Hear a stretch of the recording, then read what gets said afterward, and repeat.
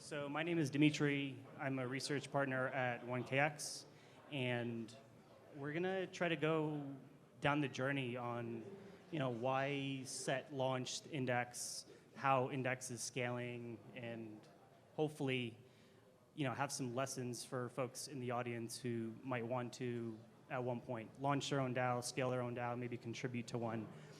And yeah, maybe to kick off, just for some context, can you share, what is Set Labs, what is Index Co-op, and what the relationship is between them two right now? Yeah, that's a great question. I guess even before that, I want to provide a little bit of context on myself and what Index is and what Set is. A little bit of myself. I'm co-founder, CEO of Set Protocol or Set Labs. We typically try to make crypto easy, and we've launched a number of different products like token sets and Index kind of along the way. Index is kind of what I call kind of an internet organization that aims to be kind of the BlackRock of crypto. It has launched a number of different kind of exchange traded products such as indexes or leverage indexes, et cetera. Some of the more popular ones is like the DeFi Pulse Index you may have heard of. And Index Coop or Cooperative is an internet organization that now has hundreds of different contributors. As part of it, it has almost a dozen working groups participating, and its products are used by thousands of people all around the world with hundreds of millions of dollars of TVL. So this was launched 1 year ago, back in kind of October of 2020, and things have developed a long way since. It began as a very small group of contributors, maybe like 5 or 10 people that were actively on the forums and attending calls, to now it seems like there's hundreds now, and it's an organization that seems to be kind of like scaling in nature, and we're doing a lot of stuff on the forefront to try to figure out like how to support this, and that's why we're also really excited about all the DAO tooling stuff that's happening here as well, because I think it's sorely needed. Cool. So maybe just to go from the launch, I mean, why did you choose to launch Index as a DAO? Like, why couldn't you just launch it from Set Labs internally? Yeah, that's a good question. When we launched the second version of our protocol back in September of 2020, the first product that we kind of came out with was in partnership with DeFi Pulse. And that first product was the DeFi Pulse Index. And that was something that launched, and it quickly kind of got steam. It was something that was popular. And we had a few kind of like dilemmas, if you will. Like one was, how can you win the market? To win the market, to have significant market share, you need to be able to generate a lot of growth, and you need a lot of like distribution support. And then how can we do this in kind of a compliant way as well? And I think that DAOs, as we saw it, was one way to supercharge growth. DAOs, for example, are able to help, you have this liquid currency which you can utilize as kind of a paid incentive program. In addition to that, you're able to coordinate kind of behavior across a number of people all around the world. So to summarize, like you essentially can use this currency for like paid marketing, and that's what a lot of projects call liquidity mining. And then on the other hand, you can essentially incentivize people to contribute all around the world. And I think it's really critical, like who you choose to, who you want to incentivize, the culture that you set, et cetera, to make things kind of work properly. But that was kind of the initial impetus, was like, how can we kind of have a strong foothold in kind of the market? And we found that the DAO kind of structure was really a great way to do that. Got it. So then you did a liquidity mining program. You had a split there, 70-30. 30% of the token supply went to Set Labs. What was the thinking behind that split? Like, why didn't you just do urine style fair launch? Yeah, that's a good question. I think ultimately we want it to be community owned.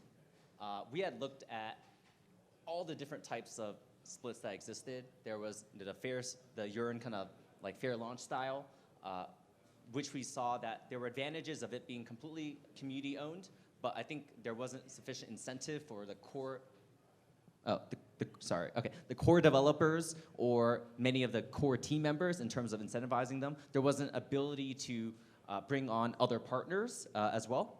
On the other hand, you have projects that were heavily weighted towards the founding team itself. I think if the original team had did significant amounts of work and they had built a product and taken it very far, they felt like they can justify a higher kind of token allocation.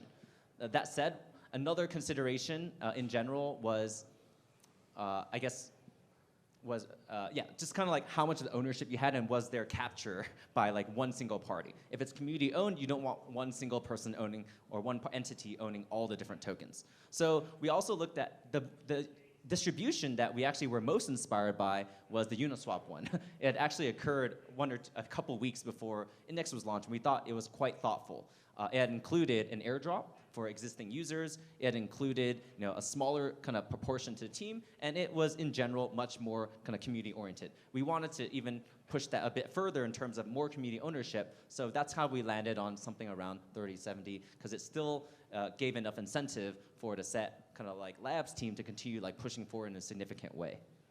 Got it. Okay, so you thought that the DAO model makes sense here. You distributed the token via that liquidity mining program, and then that's when I assume you started to have your first contributors come in. Like, how did you find your first 5, 10 contributors here? Was it outbound or inbound? You just like set up a discourse and folks started posting there? Like, how did you bootstrap that community? Yeah, I mean, that's a really great question. And it kind of speaks a little bit to, and I think to really understand like how we got contributors, like why would people want to find us and like contribute to this like weird organization like on like Discord and like Discourse, right? And I think that what we can do is take a look at the history of how kind of like people congregate and organize themselves and do work together. And I think it really begins with before the internet. Before the internet, people would actually congregate around similar interests locally, right? For example, you have schools or churches or companies that existed in meet space where people would organize themselves. Typically, these organizations would be registered to the government in some way. Nonprofits have 501(c)s, corporations are C corps, they have LLCs, and people would actually meet with others that have similar interests. And these organizations typically have bank accounts. They're able to hire people. They're able to, a church, for example, is able to hire people. They're able to evangelize and spread their mission and whatnot. And they're able, they're able to just like push things forward. But now we're on the internet, and things have changed a little bit. I think in the internet, like what has changed is that now it's like global. It's 24/7. Anyone in the world can communicate and collaborate with one another. What's really interesting is that a lot of people with very niche interests are able to get together on venues such as like Reddit or like Discord, etc. For example, like if you had a very niche interest such as underwater basket weaving, you could there might not be anybody in your city or town that may be interested in that, but you may be able to find 100 people around the world that can share this interest with, and you may actually feel closer and more bonded with this person than anybody around you. It's kind of like the modern day like loneliness, if you will. Like all your friends are online. It's actually kind of weird. It's actually happening right now. We probably feel closer to one another in this group than the people that we live with or are in our locality. So because of these interests, like people are congregating online and they're interacting online, they're doing stuff online together. But the issue is that there isn't really kind of that like legal entity that binds everyone together, right? You can't like hire people. You can't make long-range plans. You can't buy property in this internet kind of regime. The best you can do is probably do like a GoFunder or like a Kickstarter to like do a one-time event. So that's kind of where the advent of like DAOs and crypto comes in. Is it's really an internet organization or a group of people collaborating with a bank account.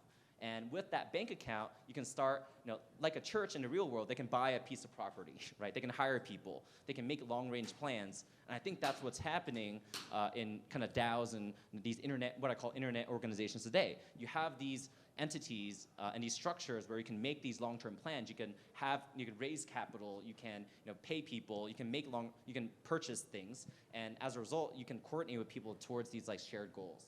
So then the question is like, okay, why are people like joining a DAO in the first place? Well, it's because they can find like things they believe in, interests they believe in, and kind of get together and work with others as well. So in the context of like Index Coop, why would people join that? Well, ultimately it stems down to like, is what Index Coop is doing what everyone else believes in as well? Essentially, it begins with a marketing of like what you're doing and why.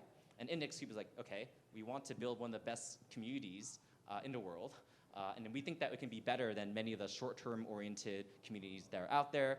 We care about actually building a great culture, having a set of values, et cetera. In addition, we have kind of a business case, which is trying to build kind of the market leader in exchange-traded products. So when people saw that kind of advertising and they're like, I want to be, and they recognize that they affiliate with it, they say, I want to be a part of this, right? And typically you can advertise that via like a Medium post, via Discourse. You can start going on different Telegram channels and saying, hey, this is what we're about. And then over time, and if you could set up some of the common infrastructure such as a Discord, a Discourse, like people start showing up. And you can encourage that behavior a bit more through setting up like kind of community meetings and stuff like that. So that's how we got some of our early contributors, such as Overanalyzer. He's like, many people in the UK are very, very bored and need stuff to do, and they don't have access to all the cool tech startup stuff we have in the States, so they're all kind of like flooding in. Many of our best community members are European-based. They affiliate with kind of the financial products that are being built. They affiliate with the culture and the values that have been set up. And I think that's how we found some of our first community members, which include like the Overanalyzers, the Kibas of the world. Like there are very eclectic people who, like a normal like Silicon Valley startup would actually never really consider to join. So I think that's some of the power of building kind of these DAO structures. You can take talent from anyone in the world, and regardless of your background, it's all about meritocracy. It's about what you contribute, which is why I think it's pretty interesting that some DAOs they want you to remain anonymous, which I think is a pretty cool virtue, which is like, if you don't know your background, it's all about your contribution, then it's a true meritocracy. Yeah, I had a call last week with someone from a contributor to Index who was from East Africa. And the call stopped because his power got cut off. But it's just crazy to me how you could have people contributing from all around the world. So you have these first initial members that come for the vision. Some of them probably come because of financial incentives. Maybe they farmed a ton of Index. How do you get the next 100? And particularly, I'd love for you to speak around the onboarding process that Index developed, because I personally think it's really cool around the number of hours that someone could choose to contribute. But yeah, would love to hear how you scale that up then from 10 contributors to 100. Yeah, so a question about scale and how do you go from a small number to a large number. I mean, frankly, we're still figuring it out. I don't think it's really been done before at the scale that we're trying to do it at. So it's incredibly exciting. And like you're alluding to, processes and infrastructure are extremely important to be able to sustain these things. Similar to how a startup, when everyone's in the same room and working together, the context that is shared can be, everyone gets the context at the same time. But how do you do that for a much larger organization? You need communication structures, et cetera. That said, I do want to flag that internet organizations or DAOs have an extra level of complexity. And I think you alluded to it, which is that you have what I call a bifurcation of people who are involved, right? And they have varying levels of commitment, and they're in different time zones all around the world. And they may or may not be qualified for what they're trying to do. So those are kind of the challenges that you face when trying to scale that, and it's not straightforward. So I would say that in a DAO, like my theory right now is that for a DAO to be functioning at scale, you actually need like two sets of contributors. That is, and we segment them based on one, like core contributors or those that are experienced high context managers. And then you have kind of the long tail, like we'll call them fans, right? They want to support, they want to do what they can. Maybe they're spending maximum 10 hours a week. The core contributors or like the experienced high context managers are working like 60 plus hours a week. They know everything about the organization. They've built strong relationships. Those take a lot of time to onboard onto, right? And you need both, right? Well, why is that the case? Well, typically it is experienced kind of like folks that actually generate programs and structures for the long tail to contribute, right? And the infrastructure for them to do that. Okay, 5 minutes. Oh wow, I'm running out of time. So essentially, like you have to be able to build infrastructure to like support these like groups of leaders, but also sets of infrastructure to support the rest. And computer science speak, it's kind of like you need someone to, it's like MapReduce, like, but someone has to do like set up the system to enable that to exist. So basically, to summarize it, you need some people to set up the work and then people to farm out the work. And that's kind of what these incentive programs are. And I think that setting them up properly enables people to come in. I didn't speak about the onboarding program, but I think that is something that we are pretty proud of to have done. I frankly did not have anything to do with it, only in the beginning. I think other community members have done a great job, Pepperoni Joe in particular, in that onboarding program, and them trying to segment different types of contributions. I think in particular, we do have a whole system of different types of kind of tiered owls, if you will, and then full-time contributors that support it. But I can go into that if there is more interest. Cool. And the other point on that is the working group structure that that you have within the DAO. So can you quickly talk about why you need working groups, how you figured out which working groups to have, how do you add new ones? What's the kind of mental model that's kind of behind that thinking? Yeah, so working groups are the single atomic unit of who you can keep accountable, who can have accountability for in a DAO. Because various members of a DAO can be part-time or full-time and have varying levels of commitment, you can't keep any single contributor accountable for a result or a KPI or an outcome. But you can kind of keep a group of people together that is bound by a KPI or outcome to that. So working groups are essentially the full-time employees of a DAO. It is a bit strange to think about because each working group is actually composed of a number of different people. So we create working groups when we feel like we have an objective that needs to be met, and there needs to be one or a group of people who are accountable for making that successful. The way that I like to think about DAOs is that there's different types of leadership structures, which I think you're alluding to. Is how do you keep organized and how do you know when to hire and whatnot? Is that on one hand, I think DAOs from a very bottom-up perspective is very chaotic, and I would describe it as a bee nest of all these different bees flying into each other, but they're not necessarily moving in a direction, and it causes a lot of conflict. On the other hand, in Animal Kingdom, you may have a pack of wolves, and you have one clear leader that's leading everybody else. That's a very authoritarian type of kind of environment. What I think we're moving towards is what I call emergent leadership, which is kind of a new model that's not authoritarian, and that's not kind of this bottoms-up, kind of craziness, but something in the middle. It's more emergent leadership is anybody can step up to become a leader. It looks more like a school of fish, right? A school of fish move together in unison, in harmony, pointing at the same direction, but there's no one person that leads it. There's a whole bunch of people who are leading together. And if you imagine a future where people can contribute as they please, some fish may move to the front, and they charge really hard, and then some of them go back into the back where they rest a little bit before going back in the front. And I think that the successful DAOs that scale in the future are going to be able to harness kind of this kind of dynamic. And I think a lot of processes need to be in place to enable that. Working groups is one of them, one of the pieces of accountability. But I think a lot of communication structures, a lot of training needs to also be set up in place so people can be moving in a similar direction. And that is what we see is happening at Index Coop today, is that we began philosophically in a very kind of bottoms-up manner, where there's a lot of chaos. Everything's happening. Everybody thinks everything is crazy. There's so much crosstalk. There's a lot of conflict that's happening. And it's very frustrating for a number of people. And we also recognize at the same time that we don't want to move towards an authoritarian kind of world. One person tells everybody else what to do. We did not feel that was right. So in light of these two options not really working, now we are trying to figure out what a new version is, and this model of emergent leadership is what seems most promising at the moment.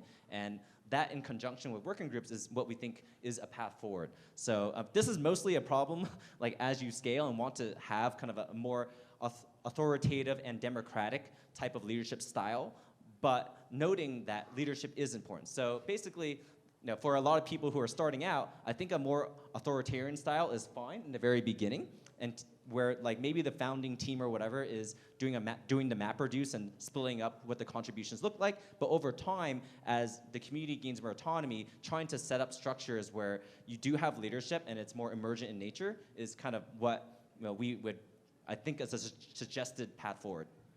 Very cool. Awesome. Well, I think we're at time, but this is awesome. I'm looking forward to seeing Index scale to 100,000 contributors.